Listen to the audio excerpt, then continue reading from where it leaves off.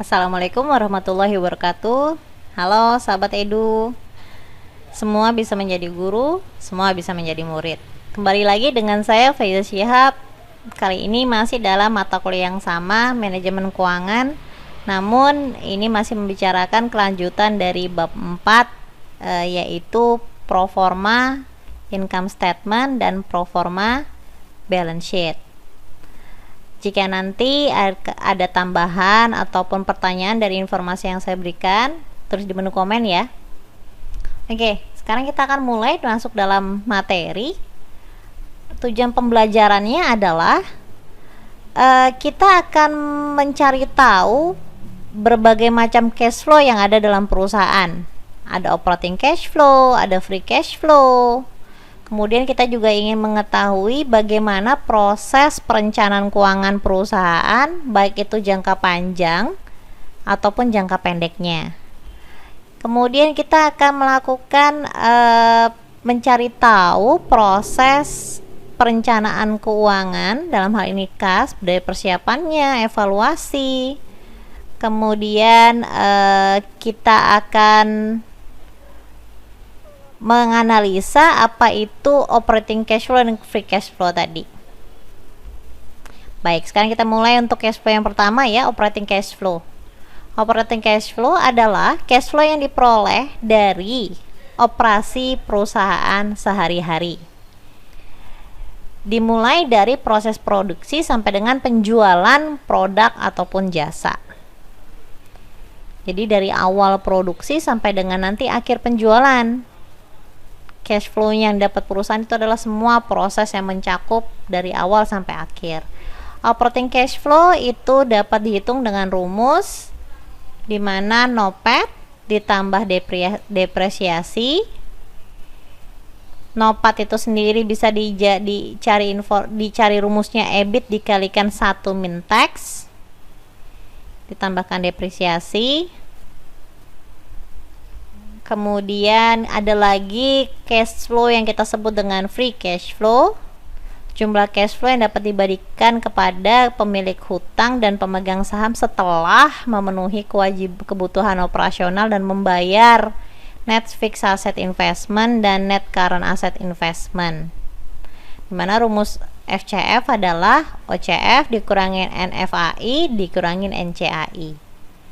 NFAI adalah perubahan di net fixed asset ditambahkan depresiasi. NCAI perubahan di dalam current asset dikurangi perubahan dalam account payable dan accruals. Nanti perubahan-perubahan ini akan dijelaskan lebih lanjut, lebih detail di bab-bab selanjutnya. Untuk sementara ini saya tidak menjelaskan secara detail ya. Saya lebih akan masuk ke dalam proformanya saja. Apa sih proforma itu? Proforma financial state. Kalau kita di bab di video sebelumnya membahas tentang cash budget, itu adalah cash forecasting. Kita ingin mengetahui kebutuhan cash di masa yang akan datang. Nah, kalau proforma financial statement ini adalah proyeksinya, ramalan bentuk bagaimana kita meramalkan bentuk laporan keuangan perusahaan di masa yang akan datang. Kalau yang sebelumnya adalah cuman bagian kecil cash doang, sedangkan cash itu kan ada hanya bagian terkecil dari yang laporan keuangan. Dalam neraca dia adalah cuma satu akun doang. Nah, sekarang bagaimana membuat proformanya jika terjadi perubahan-perubahan dalam akun-akun tadi. Jadi proforma financial statement atau proforma laporan keuangan itu adalah proyeksi atau ramalan dari laporan keuangan. Jadi bagaimana cara membuat proforma? Ya kita harus tahu laporan keuangan tahun lalunya. Jadi tetap menggunakan data masa lampau, sama kayak cash budget. Kamu tahu 3 bulan yang masa lalu, kita akan memproyeksikan beberapa bulan yang akan datang. Sama juga dengan proforma seperti itu. Kemudian apalagi yang diperlukan? Ramalan penjualan lagi untuk tahun depan. Jadi kalau di cash budget kita juga menggunakan ramalan untuk penjualan, sama di proforma kita juga harus tahu nih peramalannya penjualan tahun depan itu seperti apa angkanya. Dan ada beberapa asumsi yang akan digunakan nantinya. Dan asumsi-asumsi ini berbeda-beda nanti dalam soal-soal latihan ataupun ujian yang akan kamu lakukan. Oke, jadi kita akan masuk dulu yang pertama, pro forma income statement. Jadi ada metode sederhana dalam membuat pro forma income statement yang kita sebut dengan percent of sales method. Jadi kalau kamu sudah mengetahui penjualan perusahaan di masa yang akan datang, itulah yang akan menjadi pembaginya di sini ya, pembaginya, bagian penyebutnya. Bagian yang baris atas kan pembilang, yang bawah itu kan adalah penyebut. Jadi dia akan menjadi suatu patokan pembagi angkanya supaya dapat suatu persentase. Itu yang kita sebut dengan percent of sales. Persennya dibandingkan dengan salesnya. Dimana untuk membuat ramalan penjualan di sini kita akan menghitung COGS-nya, operating expense dan interest expense. Jangan lupa di kelas saya sudah membuat skema tertentu bagaimana kalian melihat suatu income statement dan balance sheet. Jadi jangan lupa nih ya, ini baru income statement. Ada sales, ada COGS, EBIT, EBITDA, depresiasi, amortisasi, kemudian EBIT dikurangin interest menjadi EBT dikurangin tax menjadi niat. Nah, disinilah COGS yang bagian atas, operating expense masih di atas, interest expense ya setelahnya EBIT. Oke. Untuk pro forma balance sheet. Sekarang sudah masuk ke pro forma balance sheet. Nanti untuk lebih detailnya kita akan masuk ke contoh soal ya. Untuk pro forma balance sheet, pendekatan yang terbaik adalah menggunakan penggunaan ataupun pendekatan judgmental. Metode sederhana ini nilai-nilai itu diestimasikan berdasarkan persentase dari penjualan ataupun kebutuhan dana internal ataupun eksternal sebagai penyimbang antara total aset, liabilities dan stockholder equity. Jadi jangan lupa rumusnya aset sama dengan liabilities tambah ekuitas. Nah, maksudnya di sini apa? Akan ada informasi-informasi tambahan yang akan merubah akun-akun tadi. Jadi kamu harus menyesuaikan satu dari tiap-tiap perubahan dalam soal yang ada dalam ujian nantinya. Oke, sekarang kita masuk ke contoh soal yang pertama. Jadi kalau kita bicarakan contoh soal, untuk yang contoh soal pertama ini kita belum masuk pro forma ya. Ini baru kita mau menghitung apa itu operating cash flow dan free cash flow. Nah, kalau kamu lihat di sini sudah dikasih tahu nih akun-akunnya itu apa saja. Oke, jadi di sini ada depresiasi, EBIT, interest expense, tax dan lain-lain. Kamu disuruh menghitung OCF dengan FCF. Caranya bagaimana? Rumus OCF adalah EBIT dikurangin tax dikurangin depresiasi. Di sini EBIT, ya tinggal lihat aja ini tahun 2020. EBIT 60 juta dikurangin tax 6 juta dikurangin depresiasi 6 juta. Udah tinggal masukin saja angkanya. OCF-nya dapatnya 50 juta. Dicek lagi ya, kalau masih ada bingung dengan angka-angka yang dilihat dari mana, di print ini bahannya. Lalu kamu tandain. FCF, NFAI itu rumusnya apa tadi bagian yang di rumus yang di atas? Ada yang masih ingat? Perubahan di net fixed asset ditambahkan dengan depresiasi.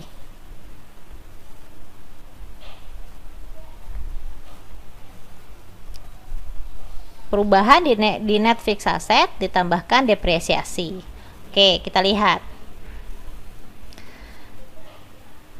Net fixed asset. Yang mana fixed asset? Kita lihat di sini cash itu adalah aset. Account receivable, cash adalah current asset, account receivable current asset, inventory current asset. Nah, di sini ada net fixed asset. Perubahannya di tahun 2020 ke 2019. Berarti ada perubahan 4 juta di sini. Ya sudah, 48 juta dikurangi 44 juta ditambahkan depresiasinya 6 juta. Itu baru NFAI. NCAI, lihat lagi rumus NCAI itu apa? Rumus dari NCAI itu adalah perubahan di current asset dikurangin perubahan yang ada di account payable dan accruals. Kan kita lihat current assetnya. Balik lagi, current asset apa aja? Ada cash, ada account receivable, ada inventory. Perubahannya mana nih? Ya udah, berarti di sini ada 6 juta, di sini ada 12 juta, di sini ada 6 juta. Oke. Nah, kamu lihat di situ. Oke, nanti hitung sendiri ya. Kemudian rumusnya apa lagi? Dikurangin perubahan yang ada di account payable ditambahkan accruals. Di sini ada account payable dan di sini ada accruals. Oke.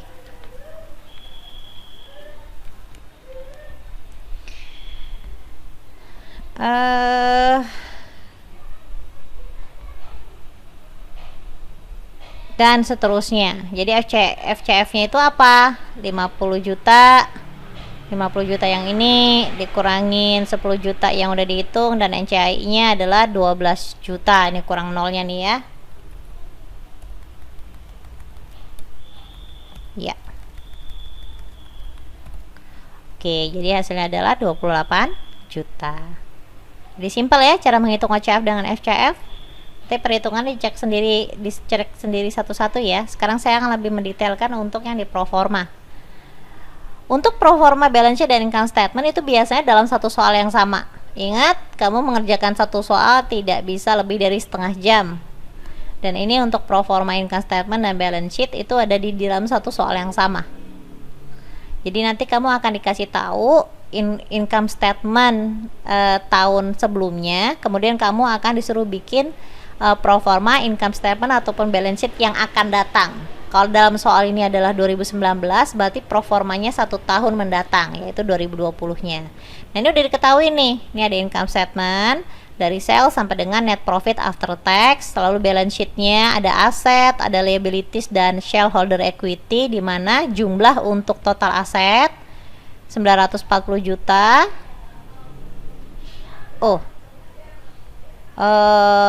Bukan 940 juta, di sini ada yang salah ya. 613 juta. Oke. Di sini 613 juta, ini ada typo ya. 613. Di sini harusnya 3 1 3. Ya, oke, ini udah betul. Ya, jadi kalau untuk total aset harus sama dengan total liabilities dan ekuitas. Makanya kalau di atas itu adalah 613 juta, di sini di bawah juga harus ada 613 juta. Oke, kita lihat soalnya. Soalnya seperti apa? Oke, soalnya seperti ini. Estimasi penjualan di tahun 2020 adalah 660 juta. Nah, ini salah satu syarat untuk proforma. Kita harus tahu penjualan yang akan datangnya berapa. Account receivable adalah 20% dari sales. Jadi kalau kamu lihat di sini, kamu dari tiap poin-poin di sini, kamu harus tahu dulu dia masuk di yang perubahan akan masuk di bagian mana nih, income statement ataupun neraca.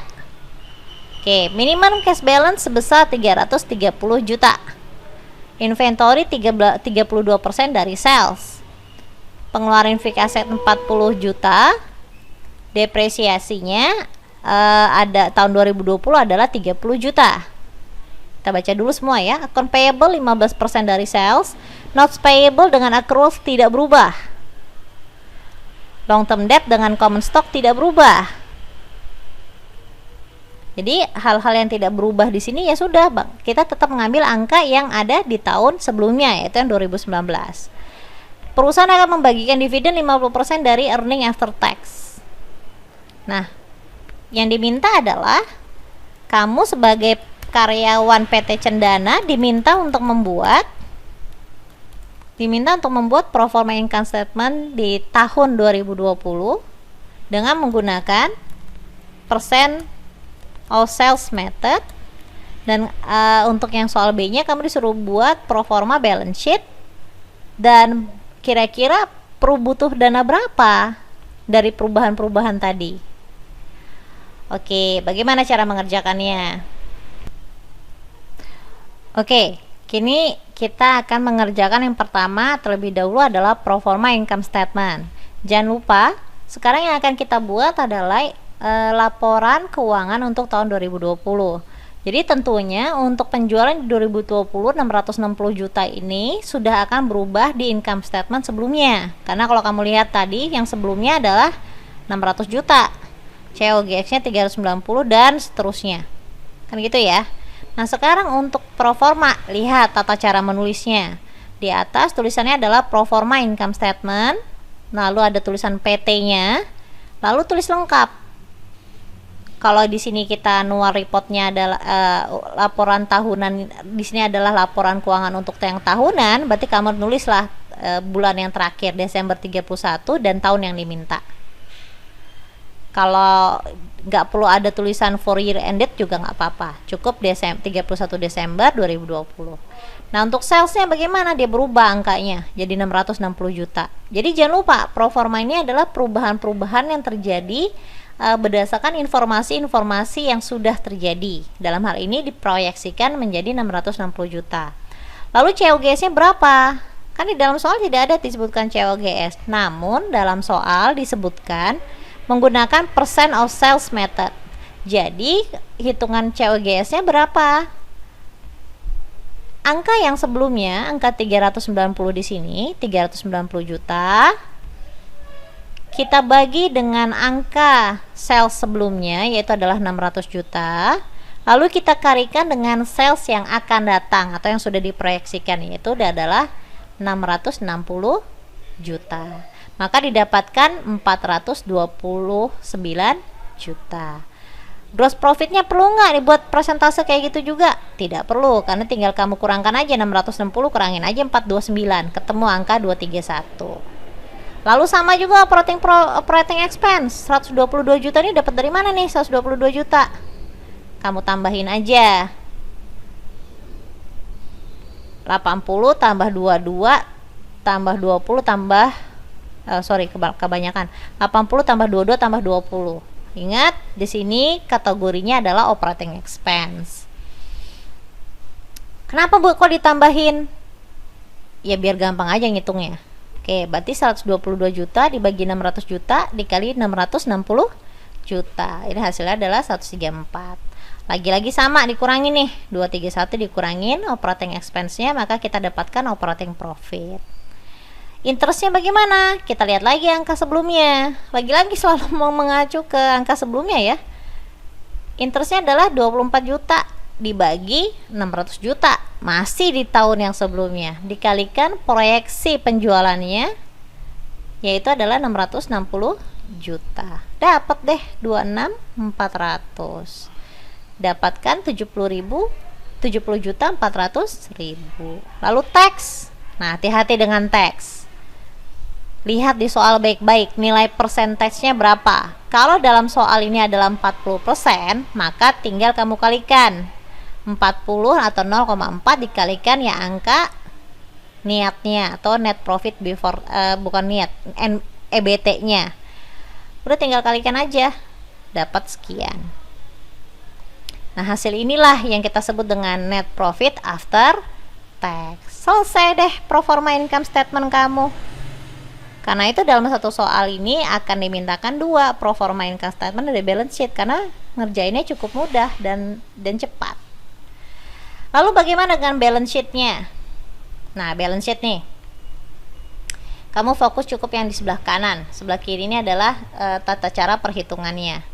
Oke, sekarang kita harus baca dulu dari satu-satu dari atas. Estimasi penjualan tidak terlalu digunakan untuk di neraca. Kita lihat lagi ya, accounts receivable.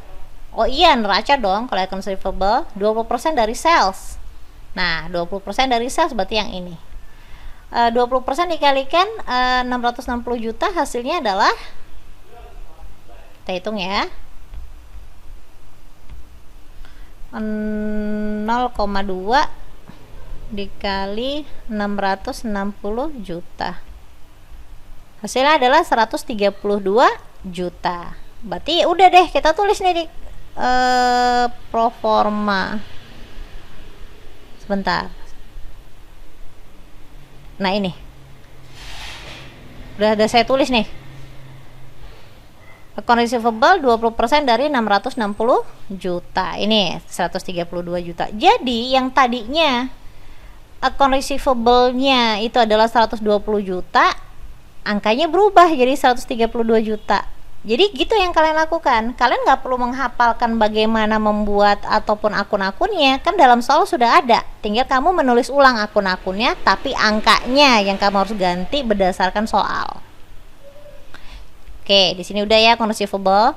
Ini ada tulisan lagi minimum cash balance 330 juta. Ya udah kamu ganti aja di sini. 330 juta deh, selesai. Yang saya warnakan biru ini adalah pergantian-pergantian yang terjadi ya dalam akunnya yang di 2020. Kita lihat lagi soalnya. Inventory adalah 32% dari sales. Hati-hati ya. Ini contohnya 32% dari sales. Bisa jadi nanti dia berubah-ubah lagi angka kalimatnya. Jadi pada saat kamu mengerjakan pro forma income statement ataupun balance sheet ataupun cash budget, kamu harus membaca informasi tambahan ini dengan baik. Kamu harus pahami kalimatnya. Jadi 32% dari sales, inventory ada di balance sheet lagi, 32% dari sales. Ingat, salesnya adalah sales 2020 karena kamu lagi membuat pro forma 2020. Karena itu hasilnya dikalikan 660 jadi 211 juta 200 ribu. Apalagi pertanyaannya, pengeluaran untuk fixed asset itu adalah 40.000, depresiasinya 30. Ya udah, berarti kalau seperti ini, baca lagi soalnya, pengeluaran untuk fixed asset, berarti dia ada membeli fixed asset. Ada tambahan nih, dia beli barang, berarti untuk di fixed asset, misalkan perusahaan kamu keluar uang untuk beli handphone, berarti kan handphone kamu jadi nambah 1.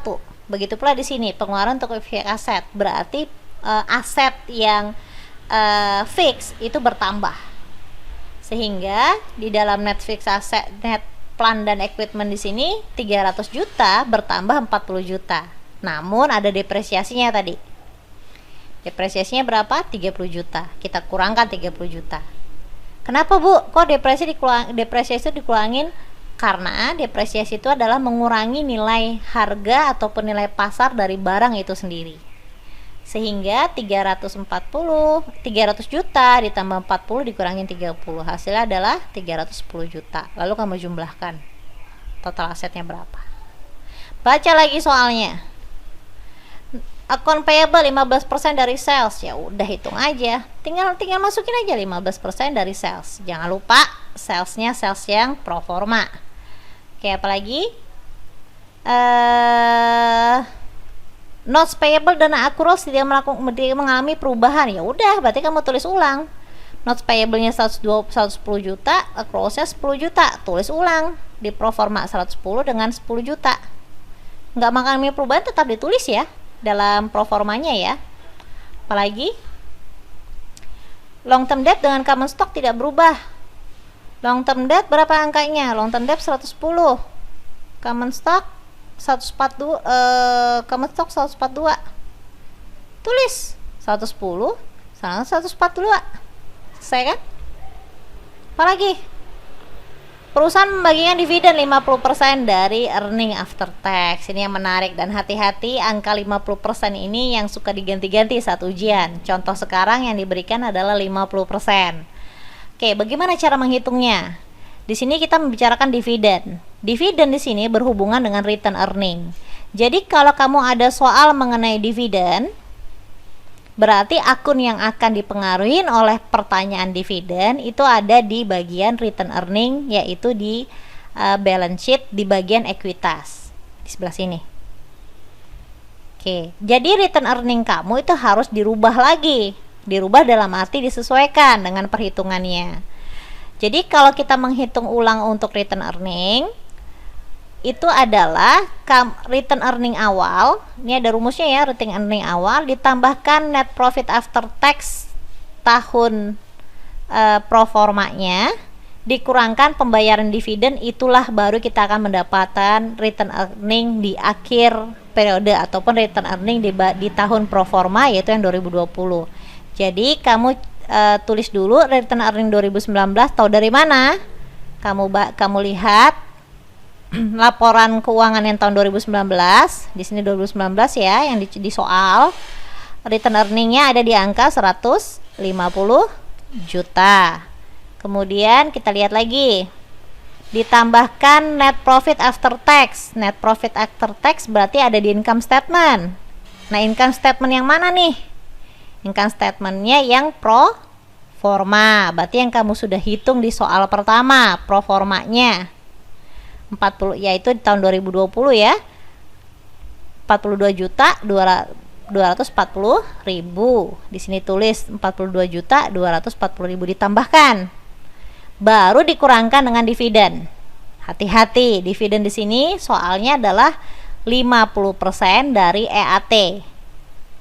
Earning after tax yang mana nih? Tetap yang pro forma 2020, dan 50% di sini harus hati-hati. Di sini yang suka ganti-ganti soal. Oke, berarti di sini adalah 50% dari EAT, 20 dikurangin ya, karena pembayaran dividen kita mengeluarkan uang, maka di situ akan menjadi nilainya negatif. 50% dikalikan 42 juta 240, maka angkanya jadi 21.120. 150 dikurangin 42, 150 ditambah 42 dikurangi 21, ketemu angka 171 juta 120 ribu. Nah, inilah angkanya yang akan menjadi pengganti di bagian return earning. Yang tadinya di dalam soal nilai return earningnya adalah 150 juta, dia akan berubah menjadi 171 juta 120 ribu. Oke. Wah, soalnya udah selesai nih. Udah kelar ya, Bu? Belum. Kenapa? Syarat dari balance sheet harus balance. Namanya balance sheet. Namanya neraca, ya harus balance. Pada saat kamu menghitung di bagian atas, total asetnya adalah 983 juta 200 ribu, kamu harus hitung juga total liabilitiesnya berapa. Total liabilities itu adalah total current liabilities ditambahin total long term debt 329 juta. Lalu kita hitung lagi nih si ekuitasnya 142 juta tambah 171 juta 120 ribu. Nah, ini contohnya yang ini, saya sederhanakan. Total asetnya ini, kemudian liabilitiesnya 329, total ekuitas yang ini tadi 142 ditambahin 171 juta 120 ribu, ketemu angka 313 120 ribu. Jadi ada selisih nih, kalau kamu jumlahkan liabilities sama ekuitas ternyata cuma 642 juta, sedangkan total asetnya 983 juta. Berarti akan diperlukan kebutuhan dana, untuk kebutuhan dana eksternal untuk mengimbangi antara aset dengan liabilities dan ekuitas. Berapa angkanya? Ketemulah angka 341.080. Dari mana angka tersebut? Ya selisihnya aja. Selisihnya dari yang si 642 dengan 983. Maka selisih angka ini yang 341 juta tadi, inilah yang akan masuk di dalam ekuitas muncul akun baru yang kita tulis RFN atau External Fund Required. Jadi perusahaan membutuhkan dana tambahan dari luar. Sebesar berapa? 341 juta 080 ribu rupiah. Ini kamu harus ngitung ya. Kamu hitung tuh caranya bagaimana. Bagaimana bisa ketemu angka 341. Jadi itulah untuk proforma.